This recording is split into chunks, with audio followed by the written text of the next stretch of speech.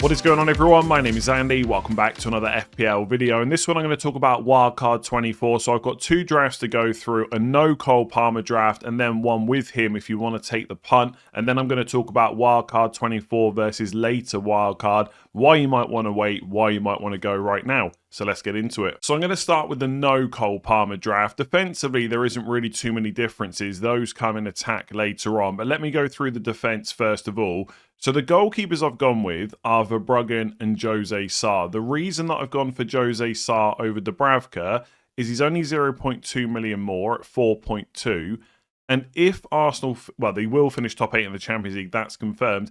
If they get to the Carabao Cup final, which again, they've got a goal advantage against Chelsea and they're at home in the second leg, they could double in 26. And if they double, so will Wolves. So Wolves double will be Arsenal at home, which is not great, but also Forest away. And I think that's probably worth it considering you're wildcarding now. It's not like Dubravka's not bad, and most of us have got him. But I think if you're wildcarding now with the potential of that double, I would just pick up a double game week goalkeeper, even though one of the fixtures is against Arsenal. And Verbruggen and Jose Sarr, they don't rotate perfectly. But when I had a quick look at other goalkeeper options like Kelleher and Jose Sarr, they don't particularly rotate massively great in the short term either. You could argue that Kelleher's a little bit better longer term than Verbruggen, but there's not a huge amount in it. If you want to switch to Kelleher, that's fine. Either way, that's why I've got Jose Sarr on the bench. And the reason that I've gone for a cheap goalkeeper is because I've gone for two Arsenal defenders rather than David Raya. Now, there are reasons to go for Raya, and this is the problem with wildcarding early. These are all the things you've got to think about. When you get to game week 31, if Arsenal do double in 26, that's because they'll be blanking in game week 31. And if you've got a Raya and Dubravka combination, you can just bench Raya, not have to worry about the fact he's blanking, and then you've still got an Arsenal defensive option going forward. And if Arsenal get to the FA Cup semi-final, they could blank again in 34, but also have a double game week after 31. So the idea would be put Raya in now, bench him for the blank in 31, hope that he doubles in 26, and then after 31, you've still got him in place. Whereas if you've got Timber and Gabriel, and in this case I've got Munoz as well, it potentially becomes a problem because if City get to the Carabao Cup final, they could blank in 31, and if they blank, so will Munoz.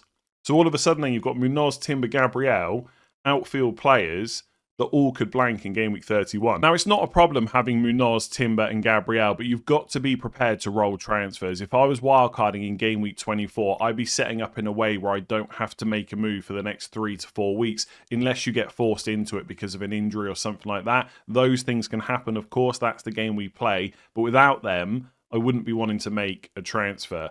Because if you get to game week 31 and Arsenal and Palace are both blanking, you've got 3 defenders with no fixture. You're going to have to sell at least one to get out of playing 11. So these are the things you've got to think about. It might be that free hit game week 31 is a viable strategy and these teams blanking don't matter.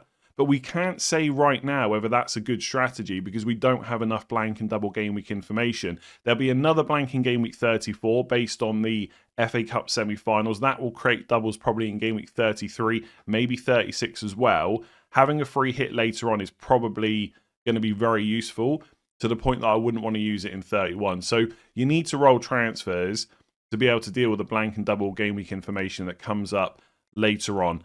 I think with Timber, look, I've already spoken about why you might want to put Raya in, but Timber, honestly, he could have had a golden assist against Man United yesterday. He came very close to getting on the end of, you know, that one that ended up as an own goal. Came very close to getting an assist for Marino as well. He's just been unlucky with attacking returns. As a non-owner, I've really gotten away with it, and I am worried about what he's going to do soon. So I would probably want him. Gabriel is a no-brainer. Munoz is an interesting one because I don't have Chalobah in this team. Now, Munoz, much more attacking, obviously. We've seen that plenty of times this season. All it's going to take is another goal over the next couple of game weeks, ahead of Burnley at home in 26, Wolves at home in 27, and there'll be a mad scramble for Munoz. He's a huge differential. Yes, Palace defence isn't going to be as good without Gay, but it's not suddenly going to become a relegation candidate, I don't think. Forest away, Brighton away, Burnley at home, Wolves at home.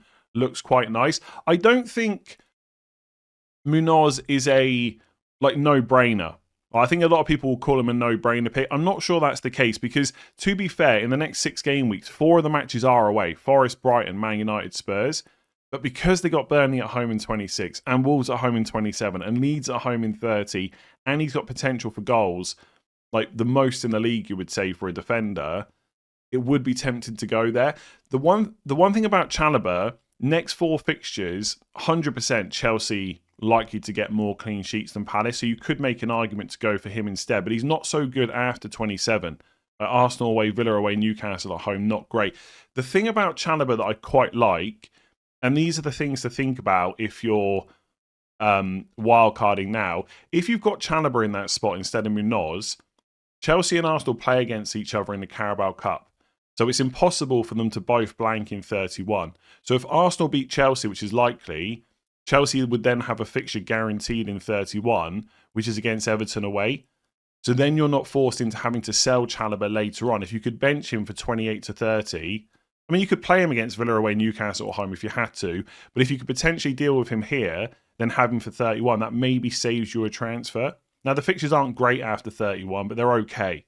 So that's the kind of thing to think about. Munoz much more exciting, but I think Chalobah is more than a reasonable pick. Part of the reason people are wildcarding now is because of Chelsea's fixtures. So it does feel like a bit stupid not to have him in there. So by all means, switch Munoz to Chalobah. And then the defenders on the bench, I've gone for Joachim Andersen. Even if you haven't already got him in your team, he's still a pretty good price at 4.6 million. And Fulham's fixtures are just very good. Like Everton at home in 25, Sunderland away in 27. Then after that, it's Spurs at home, West Ham at home, Forest away. And importantly, in blank game week 31, he's got Burnley at home. So you know you can rely on him for that week as well. So I quite like him as a cheap pick. And then I've gone for Alderete. Again, it feels a little bit weird to bench him when it's Burnley at home, but which of those defenders are you going to bench instead? Reinildo is cheaper at 3.8, but he got subbed at half time at the weekend. Now, that was because he was on a yellow card, and he came very close in the first half to getting a second yellow, so they just didn't take the risk. But it does worry me a little bit, whereas Alderete should be pretty much nailed on at a little bit more expensive 4.1. And ultimately, they've got a few better fixtures coming up than Leeds, so I did look at Goodmanson as well. And I think if you're wildcarding now, you probably want a bench boost soon. And the bench I've come up with is not amazing for bench boosts over the next few weeks, but it's viable. Like these are the things you're just going to have to do if you're wildcarding this early. I would not save your bench boost for later on. That's just way too much to deal with. Transfers to set up for the blank, transfers to set up for the doubles, and then figuring a bench boost out. Not for me. You'd have to use it soon. And if you look at Alderete's fixtures, there is some okay fixtures coming up for bench boost. So like 27 Fulham at home, Bournemouth away 28, Leeds away 29, Brighton at home 30. He's not amazing in most of these, but it's viable. In one of these 4 game weeks, you can probably figure out a bench boost with a Sunderland defender. Now, if you've got the money, I would definitely look at Mukiele instead. But Alderete is 0.3 million cheaper, and I suspect funds will be tight for quite a few people. And then in midfield, I've gone for the double up on the Man United attack with Bruno Fernandes and Brian Mbeumo. Declan Rice completes the Arsenal triple up. Enzo Fernandez is in as the value pick in Chelsea's midfield with their next 4 fixtures, which obviously we know now are excellent. And then Morgan Rogers is in as well. I think if you can afford Rogers, I would definitely include him. Again, you're wildcarding early. You don't have it to fall back on. You know Rogers starts every game if he's fit and available. He pretty much always plays 90. Importantly, he definitely plays 31, which is West Ham at home. That won't be a blank. So that's a good fixture in the blank. And the fixtures before it are just really good. The 2 toughest fixtures between now and 31 are Chelsea at home in 29 and Man United away in 30. And you're not going to be worried if you have to play Morgan Rogers in these 2 games. So that's not an issue. But also, to make him even better as a pick, once you're past that blank, he's then got Forest away, Sunderland at home, Fulham away, Spurs at home, Burnley away. So in theory, if he doesn't get injured, you could just keep him for a very long time. I'm not saying he's definitely in your team for the rest of the season. Blanks and doubles will dictate your transfers later on. But in theory, he could stay in from now until 36. Like the fixtures are that good. And he always plays, which is obviously super handy. So if you can afford Rogers, I really like him. Enzo Fernandez, I mean, pretty much a no-brainer. Like, we still don't fully know, if Palmer's fit, how will Enzo Fernandez fit into that team? Will he always play as an 8 or a 10, or could he even play as a 6 and be like a deep-lying playmaker and not be allowed to box crash and all this stuff? It's all possible. But for his price and the fact that Palmer's struggling a bit at the moment, And we saw yesterday, if Palmer's off the pitch, Enzo's on penalties, you've just got to go for him. Less than 7 million. You can sell him after the next 4 fixtures. So once you get to 28, you move him on to someone else. So Rodgers in, Enzo in. Rice, look, I wouldn't buy Saka right now. You know he's in my team. I'm probably not going to sell him myself, but I'll talk about that for my own personal team later on this week. Rice is the only other player in that team I would look at in attack. I wouldn't go for Jesus or Gyökeres or Martinelli or Madueke or Trossard. It's just too risky. So Rice is the only attacker you can go for. I do not hate triple Arsenal defence. In fact, I quite like it. If you wanted to go Raya, Timber, Gabriel and downgrade Rice to a cheap midfielder like Njai, Harry Wilson, Elliot Anderson, whatever your budget is, I quite like that. So it's not a no-brainer to have Declan Rice. Yes, he's been very, very good value, but there's lots of good midfielders out there. There's not many defences as good as Arsenal. So Raya, Timber, Gabriel is definitely an option. Bruno Fernandes pretty much is a no-brainer. I'm not going to say he's essential, but it'll be crazy to wildcard without him, and that's all I'm going to say on the matter. Brian Mbeumo, there's some risk there, for sure. He started number 9 for the last 2 games Man United have had. And obviously the first 2 games under Carrick as well. But he has been subbed around the 70th minute. Now, Dorgu picked up an injury. Carrick did say he hopes it's cramped, but it could be a hamstring problem. If he's out, presumably, and it's not guaranteed, but presumably Cunha will play on the left. Therefore, there's one less player to come off the bench for Mbeumo. Now, Šeško would still be on the bench. And if he could come on for Mbeumo around the 70th minute, but maybe he comes on for Cunha, and maybe Mbeumo stays on, and maybe someone else goes and plays left wing like Ahmad or Mbeumo. I just don't know. This is the problem. Wildcarding this week, Man United have got a fixture swing, so you feel like you've got to go for at least 2, but no one can tell you for sure exactly what's going to happen against Fulham. Like, did Carrick set up in the way he did the last 2 games because it was Man City and Arsenal? Fulham's a different test. Could Mbeumo just go back to being a 90-minute man? Maybe. All we know is he's been subbed early. That could continue to happen. Would I go for Amad Diallo instead? The thought has crossed my mind. He's only 6.2 million, played 2 full games pretty much. That is good, but I just don't think I would bother. I'd rather go and get the number 9. Mbeumo's put up so many good performances and has great underlying numbers for the season. I would probably just take the risk, but he's not a no-brainer. That's what I would say. So Fernandes, Bruno, Fernandes, Enzo, and obviously Rice, if you're not going triple defence, they've pretty much got to be in. Rodgers, if you can afford it. Mbeumo's the only one I'm not completely sure. And there is part of me that thinks, wildcarding this early, you want to be sure, but also you want to try and get some points that everyone else is not getting. Like, there will be a lot of people looking to move to Mbeumo. Obviously, everyone's got Bruno Fernandes or looking to buy him. But Mbeumo's ownership won't be as high as Bruno. So I feel like you've got to take the opportunity. If it goes wrong, it goes wrong. So I quite like that midfield. Like Elliot Anderson, Harry Wilson, and Njai are all options as well. I don't think there's too many other players that I haven't mentioned or thought about in midfield that I would look at on wildcard. I'm a little bit worried that there's just something so obvious that I'm missing. So Semenyo I just wouldn't bother with. I know he looks great right now, continuing to play 90. He scored again at the weekend. It's Spurs away, Liverpool away next 2. And then the fixtures are good afterwards. They're really nice for Man City. But there's a good chance they blank in 31. After that, it's Chelsea away, Arsenal at home. And this is the constant cycle with Man City players.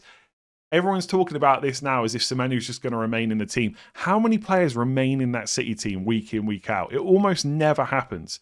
Like Foden going on a 19-game week run is almost unheard of.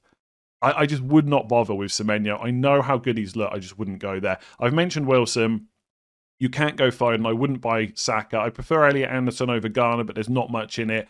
Neto, okay, you could go for him as a differential over Enzo. I'd rather take the potential penalty taker.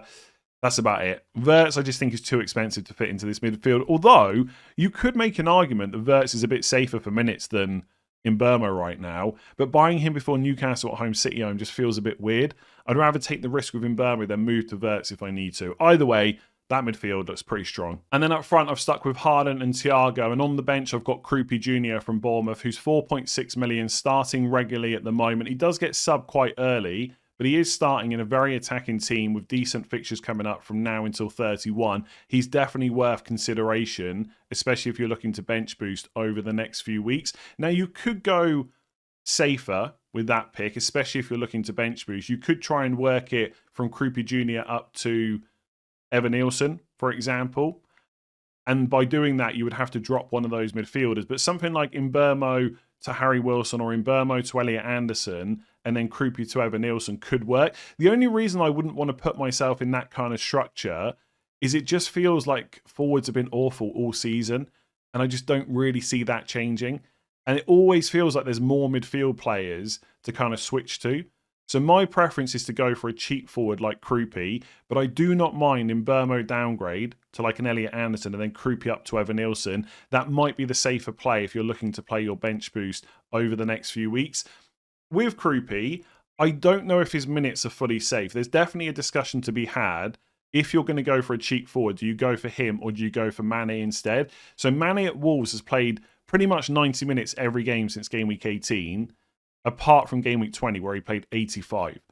So his minutes are really good, but he's not playing as like a number 10 or a number 9. He's kind of playing in midfield. So his underlying numbers are nowhere near as good. So he's putting up 0.21 expected goal involvement per 90 minutes. It's not great, but his minutes do look more secure. I don't see him coming out of that Wolves team. They're playing all right at the moment. Part of the reason is because he's been added into the 11. So his minutes are better, but his goal threat is a lot less. So that's the kind of thing you weigh up. Do you take the chance on Krupi's minutes? Because when he gets minutes, he's more of a threat. Or do you... Honestly, I change my mind on this every couple of hours. I think I would take the goal threat from Krupi. But obviously, Wolves might double in 26. That could be interesting. The problem with that is, though, let's say Krupi remains in the team. He will definitely play in game week 31. If Wolves do double in 26, that means they're going to blank in 31. So if you've got Timber, Gabriel and Mane, and then maybe even Haaland and Munoz all blanking, that becomes quite a bit of a problem. So I think for that reason, I'd probably go Krupi. But if you turn around and said, no, I'm going to go for Mane, I would not argue against it whatsoever. On the Thiago pick, it's not the greatest week to bring him in, if I'm honest, because the next 3 fixtures are Villa away, Newcastle away, and then Arsenal at home, which is not great. I did toy with just putting Evan Nielsen in instead. So he's 7 million, and like I said, the fixtures are just good from now until 31. The thing with Thiago is, if he can stay fit, he's just a really good long-term pick. On penalties, we don't know if Evan Nielsen's on penalties. He might be. It could be Krupi Jr. We'll have to wait and see when they actually get one. Obviously, Tavernier is injured at the moment. But once you get past the next 3 fixtures for Thiago, it's Brighton at home, Burnley away, Bournemouth away, Wolves at home, Leeds away. So Leeds away in the blank. But then the fixtures continue to be good. Everton at home, Fulham at home, Man United away, West Ham at home. Right up until 35. If he could stay fit that whole time, potentially you've just got him in your team. That whole stretch of fixtures. So I don't know. I'm just being a bit cautious because I'm thinking now, right, let's say you go for Evan Nielsen, then you've got to switch to Thiago later and you've got to make 2 transfers because of the blank. It's just a whole lot of transfers. And yes, in theory, you can just roll for like 4 to 5 weeks, but we know that very, very rarely happens, right? You get injuries, you get suspensions. So there is definitely an argument to be made. You go for a different forward with better fixtures next 3 weeks. But there's got to be a temptation just to stick Thiago in, especially when he's definitely on penalties. So I'd probably stick with him. And then Haaland's obviously been awful recently and not worth the money. But I just keep coming back to the fact, who is worth the money? Like, if you want to go without Haaland and put someone like Ollie Watkins in or go for a Thiago and Evan Nielsen front line, I don't hate that. I don't know where I would put the money. Like Cole Palmer, we'll talk about that in a minute. Saka, no. Salah, maybe. Like you could go ultra, I wouldn't even say it's ultra risky, right? You could go for a massive differential play and put Salah in. Does he keep getting good minutes? Probably. There's lots of rumours going around that Slot's going to be sacked. I still don't see that, but there's lots of rumours going around. Presumably the new managers play Salah all the time. I don't know. I still quite like Haaland. The thing is, the fixtures are not that bad over the next few weeks. So Liverpool away in 25 is like the only bad one. Spurs away this week. Fulham at home, Newcastle at home, Leeds away, Forest at home, West Ham away. You just figure out what to do with him afterwards. And the thing with Haaland is most of us have got lots of money wrapped up in him. Unless you've bought him recently, you've probably got like 0.4, 0.5 value. To buy him back could be quite annoying. So I just don't... Like, for me, we'll talk about Palmer in a second. Like, let's say I downgraded Haaland. Where does that money go? I've already got Munoz, Timber, Gabriel, and Bruno, and Mbeumo. Like, Watkins is fine, but if Tammy Abraham's going to join Villa, that puts doubts on his minutes. I doubt Watkins is on penalties. He's got an awful record. He's missed 7, only scored 6. I would just have Haaland. I probably just would. You don't have to though. Obviously, it's your team. You can go with what you want, but that's probably something how I would set up. I will say I'm not on wildcard, so I haven't given it quite as much thought as maybe I normally would have done because I'd be stressing about my own one. I feel like there is something I'm missing, like something I haven't thought about in terms of blanks and doubles later on. But the Raya thing I've already mentioned, I think that looks pretty strong. I think Thiago and Rodgers are great long-term picks. Chalobah over Munoz, I've already explained why that could be a good option. In Burma is a slight risk. You can definitely change that. But the rest of it, I think, looks pretty good. It's a strong team, and it's going to serve you well. And you will be able to manage the rest of the season. It might require a bit more thinking, but you will be able to manage it. I quite like that. Let's talk about a Palmer draft quickly. So to keep it simple, I didn't change a huge amount about the team. Basically, I've taken out Mbeumo and Rodgers and put in Elliot Anderson and Cole Palmer instead. The rest of the team is exactly the same. Should you punt on Cole Palmer this week? It's a really tricky question to answer right now. I mean, ultimately, part of wildcarding in 24 is to target those Chelsea fixtures. It feels wrong to not go with Palmer, but obviously there's an issue there right now. So the groin problem is apparently not what's keeping him out right now. In fact, there was some kind of article going around like a week or two ago to say that actually it wasn't really causing him a problem right now. He was just having to build up to match fitness. I'm not sure how much I believe that. Now he's got another problem as well with his thigh. Apparently he was going to be back for Palace. Now he's going to be back midweek instead. It's a lot of money to spend with the uncertainty. But I'll say this, if he gets minutes midweek and Rossignol doesn't say that he's potentially out for game week 24, I'd be very tempted to punt him. I really would. Because most of us not on wildcard are going to be too afraid to go there or just won't be able to because of the money. And he's probably the biggest differential between now and 27. So if he plays midweek or if he's in the squad, gets some minutes off the bench, very tempted to play him for West Ham at home. But I will say this, it is a risk because he hasn't been used for the midweek fixtures recently. He's just missed a game at the weekend. The Wolves game in 25 is on Saturday. They then play Leeds on Tuesday. Saturday, Tuesday turnaround. Even if he plays West Ham and Wolves, there is a chance he gets rotated for Leeds. And by the way, that could be the case for other Chelsea players, like Enzo, like Chalobah. Less likely, but it could happen. So you do it knowing there's a risk. You do it knowing that after 27, you're probably selling him straight away. But that's kind of okay, right? You can downgrade him to someone, then upgrade Elliot Anderson. But again, that's two transfers you've got to use. So that has knock-on effects, right? If you're already looking at saying in 28, I'm going to use two transfers to sell Palmer and upgrade Anderson, well, that's two moves. You've got three Arsenal players. You might have to deal with one of them in 31, and Haaland could blank in 31. At that point, if you want to sell Palmer pretty quickly, I probably would sell Munoz to a different defender that won't blank in 31. So I think as it stands right now on current info, I would not go for Cole Palmer. But if there's any chance he starts the weekend, I'd be very tempted to punt it. It does feel so fragile though. He gets injured like 24 or 25 and straight away you're having to make, because he also takes up so much money as well. So it's a transfer to get rid of him and then a transfer to redistribute the cash.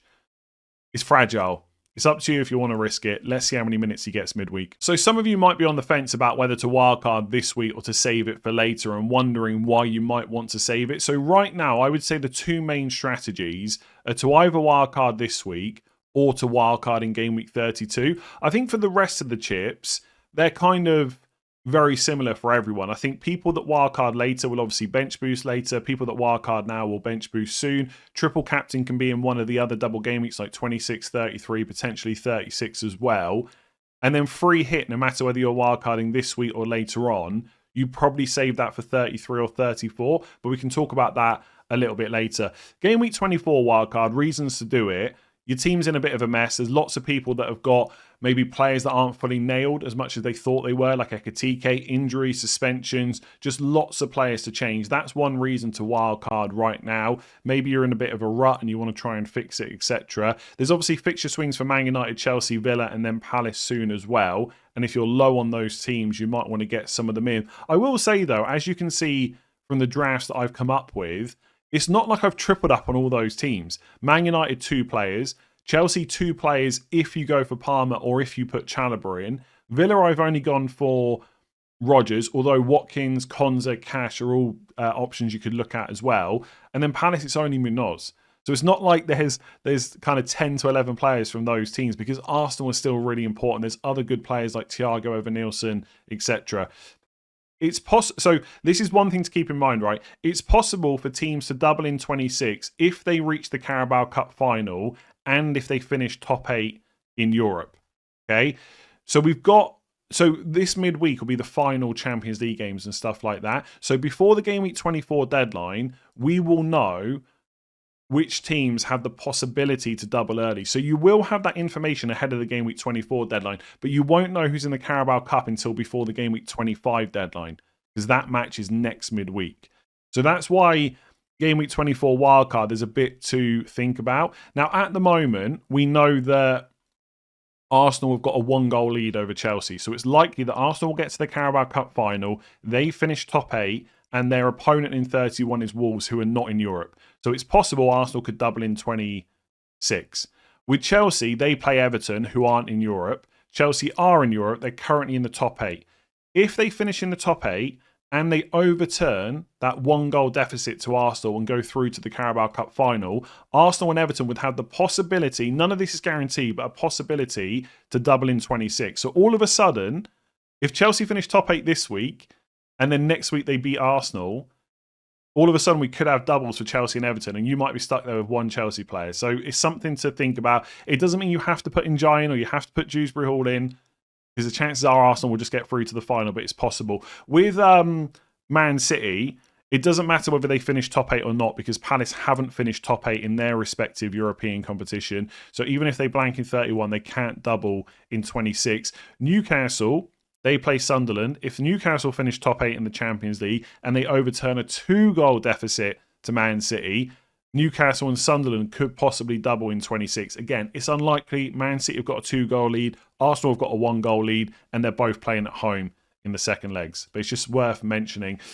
Why would you want a wildcard in 32? One, your team probably just looks okay right now. You'll have loads more blank and double game week information by that point. It's also worth saying the strategy would probably be to dead end game week 31. So all you're doing between now and 31 is making sure your team looks good for all the game weeks in between and not worrying about what happens afterwards, because you'll just wildcard in 32. There is also a massive gap between 31 and 32. That doesn't mean you have to wildcard, but it's quite nice. There's a 3-week gap. And in that gap, you've got international games, maybe players get injured. You've also got FA Cup quarterfinals. Once those quarterfinals are finished, we'll know who's in the semi-final. Therefore, we'll know who's going to blank in 34. So by game week 32 deadline, you'll know who's blanking in 34. That allows you to formulate a pretty decent strategy combined with your bench boost free hit to put a good team together. So some people would argue that wildcarding that late doesn't leave you enough game weeks to get points. I completely disagree. Depending on how the blanks and doubles fall, that could be a really great strategy. It might be there's not many blanks, not many doubles, and actually it turns out to be pretty rubbish. But personally, I prefer to save the wild card to get the info so at least you know. I just think that's my preferred strategy, but also my team looks okay right now. So that's the reason I'm not using it myself. And also, yeah, like most people are already tripled up on Arsenal. Most people can get to Bruno and like one Chelsea. How many more do you really need? So there'll be lots of conversations this week about which way is better. It's team dependent. Can you believe I've got through this whole video? That's the first time I've said that. It's always team dependent. I will say this, you'll be able to manage it either way. If you wildcard now, yes, you might have to think a bit more later on. You will be able to manage the rest of the season. People often talk about this as though one way is the absolute miracle strategy and anything else is a disaster. It very rarely ends up that much. Like there can be big swings, like with any different strategy, but it very rarely ends up that bad. And ultimately, it'll always come down to which players you pick. Like one strategy that people always quote is like 2 seasons ago, people free hit in game week 34. It was seen as so stupid if you didn't do it. But if you had the right players without your free hit, you still did very well. So if you wildcard now, the rest of the season won't be a disaster. And I know people are in a bit of a mess right now and they want to just fix it, and that's fine. So I'm going to wildcard later on. And by the way, it might not be 32. Once we get more blank and double game week information, the strategy might change. It might be that free hit 31 is viable and you want to wildcard a bit later. I don't know yet. But right now, looking at what's going to happen later, wildcard 32 seems pretty good. Anyway, I'll leave that video there. Make sure to give it a like if you enjoyed it. Hit that subscribe button and I will catch you again tomorrow.